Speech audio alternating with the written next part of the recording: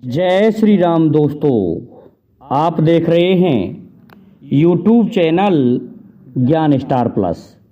तो दोस्तों, आप सभी का हार्दिक स्वागत और अभिनंदन। देखिए दोस्तों, आज हमने आपके लिए कमेंट चुना है श्रीमान जगदीश परिहार गांव चक्रवालों का, जो कि मध्य प्रदेश से हैं। और इन्होंने लिखा है कि ऐसी को नारी जो रोज दो आदमी खाए और ज्ञानी जाको अर्थ बताए। दोस्तों, बहुत अच्छा कमेंट है श्रीमान जगदीश परिहार जी का, और आज हम इसका उत्तर देने जा रहे हैं। इससे पहले जो भाई हमारे चैनल पर नए हैं, वे भाई हमारे चैनल को सब्सक्राइब जरूर कर दें, साथ ही बेल आइकन को भी प्रेस कर दें, जिससे कि आने वाले वीडियो का नोटिफिकेशन आपको मिलता रहे। देखिए दोस्तों, आते हैं मूल कथा वस्तु पर।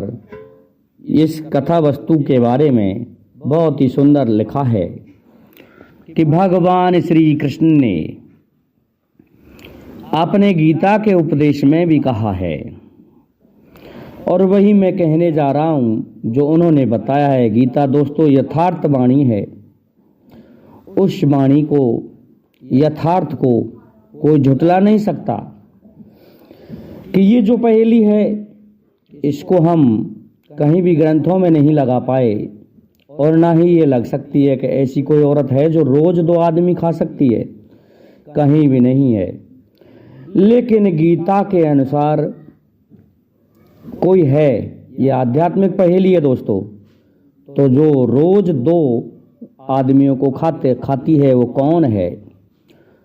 कि जब भगवान श्री कृष्ण ने अर्जुन को गीता का उपदेश दिया, उस समय क्या कहा था अर्जुन ने कि हे कृष्ण भगवान, हे कन्हैया, हे वसुदेव, मेरे सामने जो खड़े हैं वो कोई दूसरे नहीं, वो सभी मेरे सगे संबंधी और रिश्तेदार हैं, इसलिए मैं इनको नहीं मार सकता।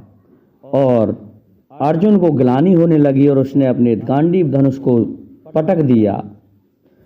तो भगवान श्री कृष्ण ने विराट स्वरूप धारण करके क्या किया? अर्जुन के इस भ्रम को निकालने का प्रयास किया और अंत में निकाल दिया। क्या कहा था भगवान कृष्ण ने कि अर्जुन, तू ये मत समझ कि ये राजा लोग अब हैं तो ये आगे नहीं रहेंगे।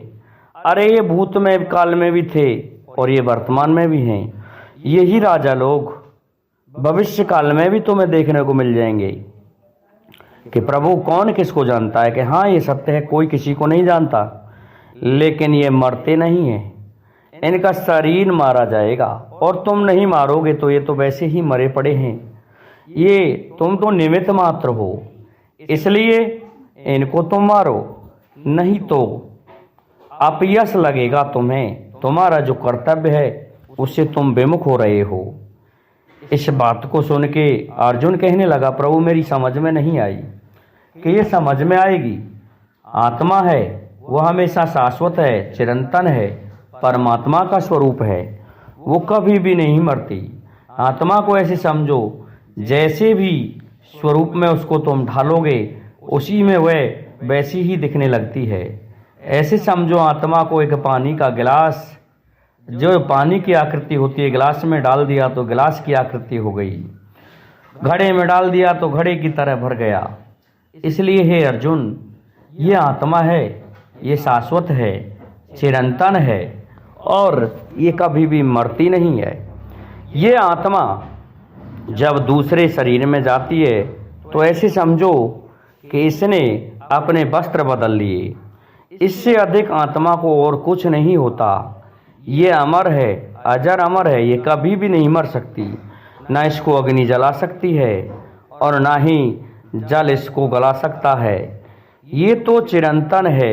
इसलिए तू शोक किस बात का कर रहा है अर्जुन? उठ और युद्ध के लिए तैयार हो जा। तुम्हें पता नहीं कि ये जो आत्मा है, जिस किसी भी शरीर में जाती है उस शरीर में ये वैसी ही आकृति धारण कर लेती है। अब ये आत्मा उनके कर्मों के अनुसार ही अपना शरीर धारण करती है। जितना अच्छा पैसा हम बाजार में डालेंगे उतना ही सुंदर वस्त्र खरीद लेंगे। तो जितना जिस किसी ने कर्म अच्छा किया है उतना ही सुंदर उसको स्वरूप मिलता है, उतना ही सुंदर उसको घर और धन दौलत मिलती है। वैसे ही उसके सगे संबंधी होते हैं, क्योंकि उसने जो भजन किया है, अच्छे कर्म किए हैं, उनके आधार पर ही उसको वह स्वरूप प्राप्त हुआ है। इसलिए अर्जुन, इसमें शोक करने की कोई बात नहीं है। और ये आत्मा तो अजर अमर है, इनको तो मरना ही है।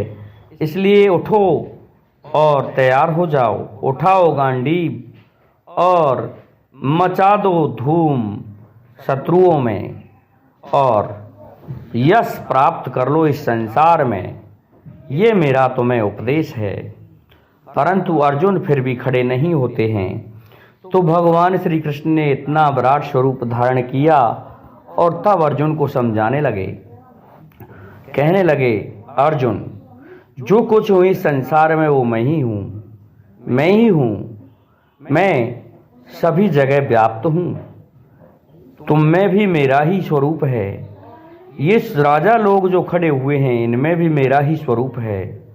और जो भी है मैं उन्होंने उसमें सब का वर्णन किया है। कहा है वृक्षों में मैं पीपल का वृक्ष हूँ, आत्माओं में मैं आत्मा हूँ, इस प्रकार से शरीर में मैं आत्मा हूँ। तो ऐसा है, मैं ऐसे समझो जैसे सूर्य का जो प्रकाश होता है वो जल से भरे घड़ों में दिखाई देता है, लेकिन जैसे ही सूर्य पर बादल आ जाता है तो वह सूर्य उन घड़ों में दिखाई देना बंद हो जाता है। इसी प्रकार से ये आत्मा है जो मुझसे प्रकाशमान है, सभी घड़ों में ये व्याप्त है। जैसे सूर्य दिखाई देता है जल में, इसी तरह से ये निवास करती है शरीरों में। तो ये जो आत्मा है ये दो व्यक्तियों का आहार भी करती है। ये शरीर आहार करता है, लेकिन जो आत्मा है वो इसको आत्मा को स्त्री स्वरूप मान लो दोस्तों, क्योंकि जो जगदीश परिहार जी ने लिखा है कि ऐसी को नारी है जो प्रत्येक दिन 2 आदमियों को खाती है, वो आत्मा है। आत्मा के लिए ही तो चाहिए। आत्मा शरीर से जब अलग हो जाती है तो उसे भोजन की आवश्यकता नहीं होती, लेकिन फिर भी वो भोजन तो करती ही है। ऐसा हमारे शास्त्रों में लिखा है। गरुड़ पुराण में कहा गया है कि आत्मा का मुंह तो बिल्कुल छोटा होता है लेकिन पेट बहुत बड़ा होता है, इसलिए वो ढांप नहीं पाते हैं। जो भूत योनि में पड़ जाते हैं वो इधर उधर भटकते रहते हैं, उनकी खाने की पूर्ति नहीं हो पाती है। तो ये जो आत्मा शरीर के अंदर रहती है, ये अन्न और जल, ये 2 पुरुष स्वरूप हैं दोस्तों। अन्न और जल दोनों पुरुष हैं। वरुण देव का स्वरूप है जल। तो ये अन्न और जल ग्रहण करती है शरीरों में निवास करके, और प्रत्येक दिन खाने को चाहिए। तो ये 2 आदमी खाए जाते हैं, वो आत्मा ही इनका आहार करती है, अन्य कोई नहीं करता। इसलिए श्रीमान जगदीश परिहार जी भगवान कृष्ण ने आत्मा के बारे में बहुत विस्तार से गीता में बताया है। तो ये जो आत्मा है इसी को 2 आदमियों को खाने की आवश्यकता होती है, और वो 2 आदमी हैं अन्न और जल। तो दोस्तों ये पहेली हमारी आध्यात्मिक है, इसलिए मैं समझता हूँ इसका जो उत्तर है मैंने अंत में दिया है।